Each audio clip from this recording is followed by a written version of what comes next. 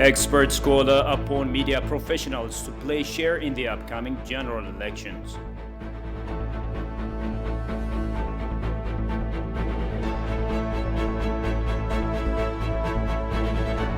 And former Uganda LRA commander Dominic Ongwen convicted.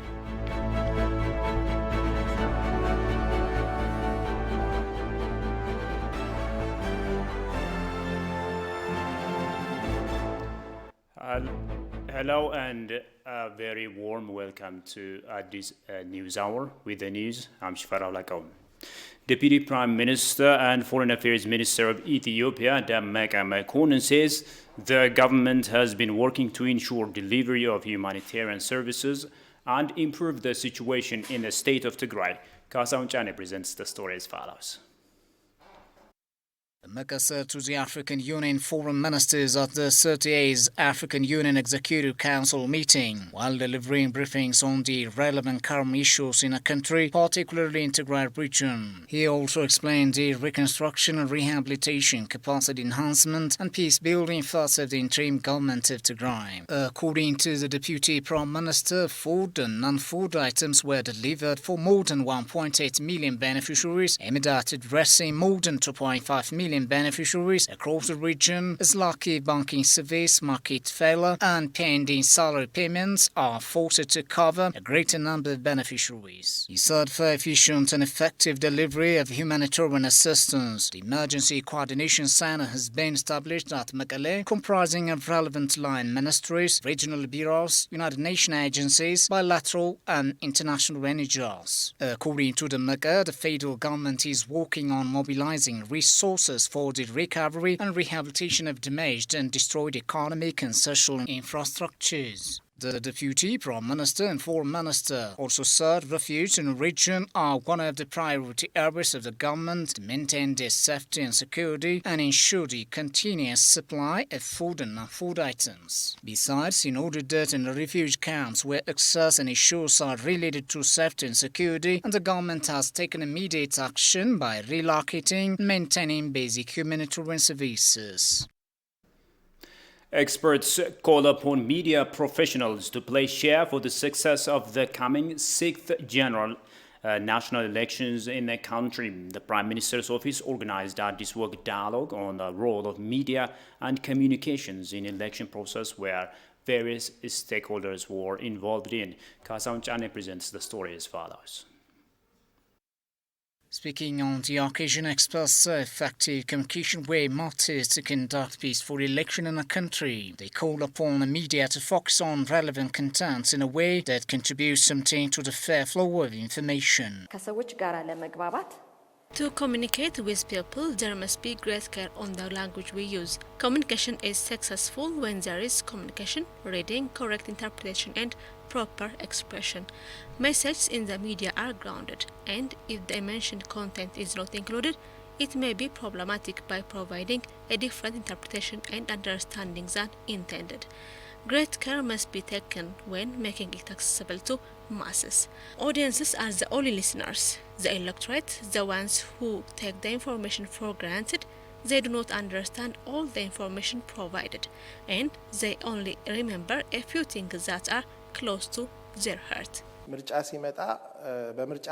When an election comes, most of the time, there are many untouchable things like peace and security. We must remember that we are a group with a group of identity, and we must promote individual freedom. Recognizing that election is a personal decision, the psychological structure of accepting and losing is also difficult. Winning is considered to be the younger brother of death. The grace of defeat and the responsibility of victory are identical. One is required to have a grace to accept quash in elections. It is important to understand that winning is not about gaining power, but about leading. Accepting defeat seems like the end of all competitions, so we don't want to plan. Candidates should be good role models as they follow the example of the person they choose. Although the party and the administration have changed, we need to be aware that the country and the government will continue, and we must be careful not to destroy the temporary. An election must be handled with care as it is a matter of urgency. and everyone must be safe. It is also legal to take this into account. As a community, our training is also reflected in our lack of support for the security forces. Addis Ababa University College of Arts Dean Ezra Bhatt on his part said art is an idea to make ideas more accessible, while artists express their ideas in different ways and audiences develop their understanding through education. Artists express their ideas in different ways and audiences develop their understanding through learning. In the world of wisdom, some professionals use their wisdom for evil purposes and on the other hand, for the benefit of the people. Communication can be effective if artists present their work in a way that community can understand. Art is an excellent tool for resolving conflicts in any situation and bringing them to unity and solidarity. Gitan Hermo, chemical engineer, has also stated that chemistry is one of the factors that determine the color.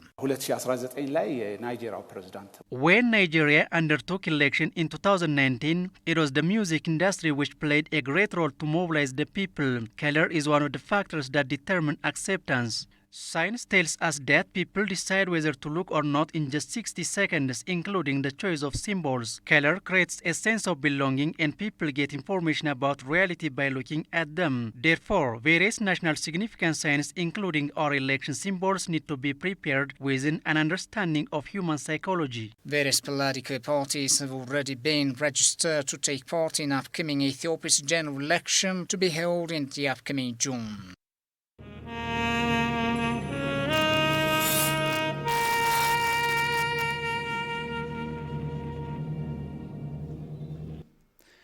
Ethiopian ambassador to Sudan Yibaltal Amro says Sudan made a historic blunder when it invaded Ethiopia's territory.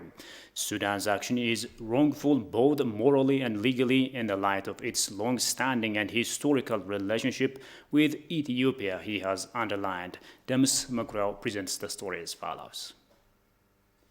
Plenipotentiary Ambassador of Ethiopia to Sudan, Yibaltal Amro, said Sudan made a historic blunder when it encroached the territory of Ethiopia. He underlined Sudan's action is wrong both in moral and legal ground in the sight of its long-standing and historical relationship with Ethiopia. Ambassador Yibaltal said that Sudan's wrongful act is also against the exchange of notes agreed between the two countries in 1972. There should be, and we must look for amicable solutions which can be accepted by governments of both countries before surrounding the border again. Now, what the Sudanese government did is that displacing the Ethiopians from the area where they were allowed to live by infracting exchange of notes which the two countries have agreed before. This is the first thing that they displaced our citizens, defying the 1972 agreement, which is a remarkable stumble historically. Second, border issues should always be solved only peacefully through discussion. But their forceful encroachment and attack transgresses the agreement between both countries and the international system.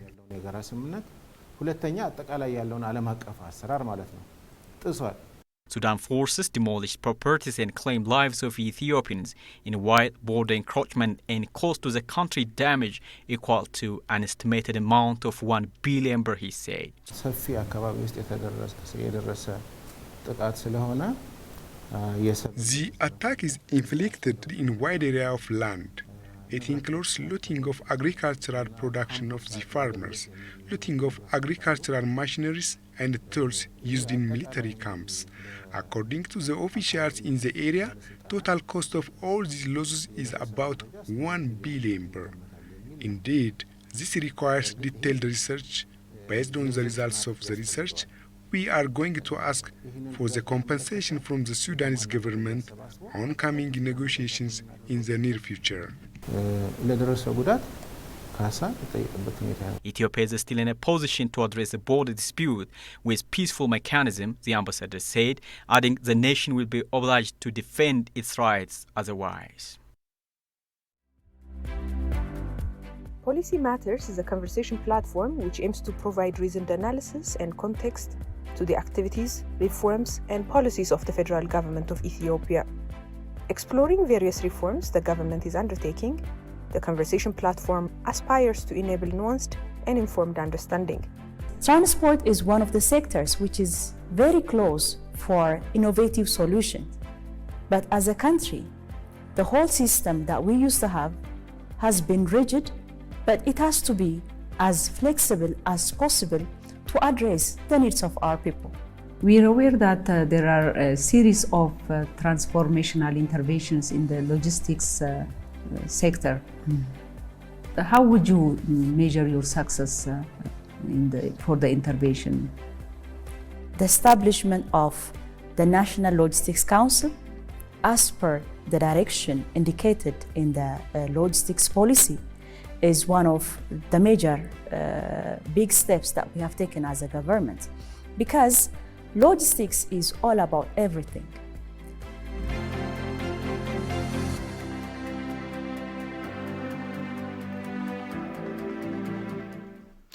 Welcome back. You're still watching this news hour.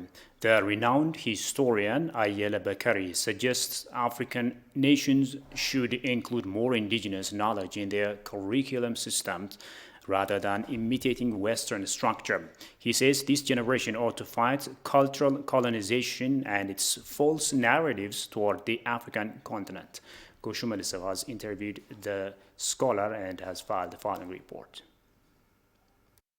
The looting of African natural resources has been studied. However, the looting of African knowledge didn't yet get much attention as needed. That's why Africans have been looking for something reversible ways through their union, setting Agenda 2063, where culture and heritage get prioritized. One of the renowned historians, Dr. Ayele Bakari, suggested African nations to include indigenous knowledge in their curriculum system than imitating Western structure. When we talk about colonialism, we're not talking about just stripping resources. We're talking about also cultural colonialism. As you pointed out, colonization means appropriation, expropriation, taking away your heritage. And then, keep it in British Museum or Paris Museum or any one of those European museums out of context, because those cultural artifacts, like the ones that you mentioned, for instance, manuscripts, would have relevance only in the context of Ethiopian culture, Ethiopian history, Ethiopian religion. And then when you take it out of context, then it becomes what? A merchandise to buy and sell, okay? So two things ought to happen. First, I think the most important thing is the way we kind of developed curriculum for our schools, be it at elementary level, high school level, or university level. It's practically imitation of European school system or imitation of American system, okay? It doesn't take into consideration our own way of seeing things, thinking about things, framing things, or the art that we developed. We lost their values because our educational system doesn't allow us to kind of deeply immerse ourselves into our heritages. So therefore, I think we have to do two things. One, to really re-examine the curriculum and see to what extent that curriculum incorporates indigenous educational system, okay? Our own values, our own way of looking at things, our way of socialization, our games, all that has to be transformed into scientific knowledge, thereby enabling our children, our kids to appreciate those heritages, those cultures. That's one thing. The second thing is that we have to fight for cultural repatriation. Cultural repatriation means all those artifacts, manuscripts, and all other precious heritage items that were taken to Europe during colonialism ought to be returned back to their sources. I think that movement has already started. For example, we were able to fight and become victorious for the return of the Aksum Stela.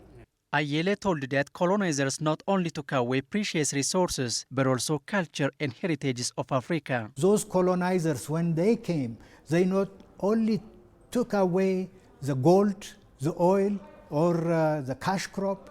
They also took away all the cultural heritage items, thereby denying Africans as if like they don't have any value, any knowledge outside of what the Europeans are introducing to them. So therefore, in that context, I think to focus on culture is very important, because if the youth has a sense of appreciating not only the past but the heritage, then I think we will have at least a sense of responsibility, a sense of kind of being proud of our own culture, our own heritage, thereby at least diminishing the danger of us just for minor things, engaging in prolonged war, prolonged conflict, prolonged fight. That comes out of the fact that we don't have a great deal of appreciation of ourselves and then the heritages that we've developed, that we've invented, that we've made it to be a source of our coming together. Reintroduce history at different levels of education system is the right move, he noted.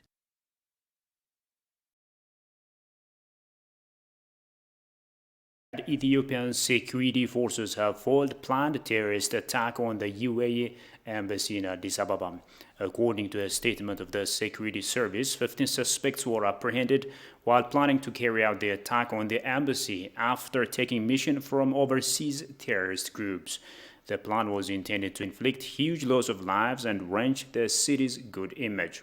The suspects were arrested in a joint operation carried out by the security services, Federal Police Commission, and other security organs, it indicated. According to the statement, heavy weapons, explosive materials, and various documents were also seized during the operation.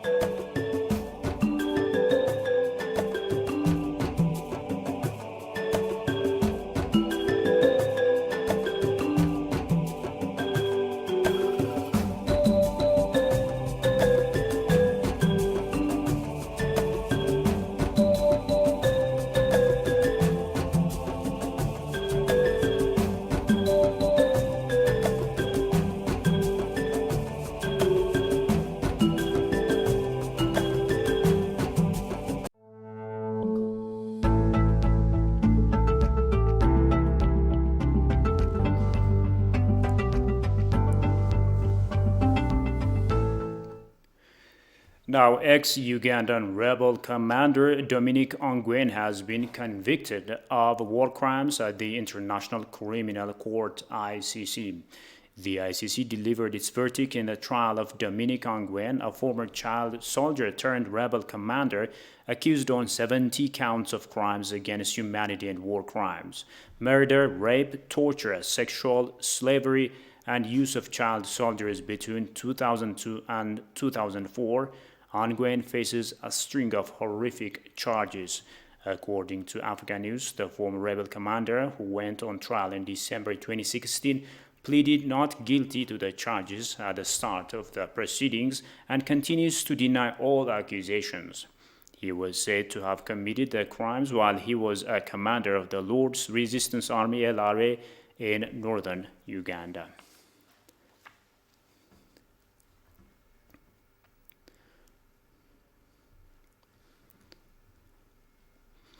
And finally, a quick reminder of the top stories. Experts call upon media professionals to play share in the upcoming general elections.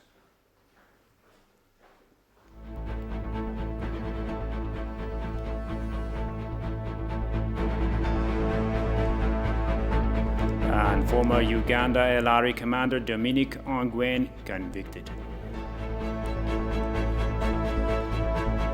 And with that, we come to the end of this news edition. Many thanks for watching us. Bye-bye.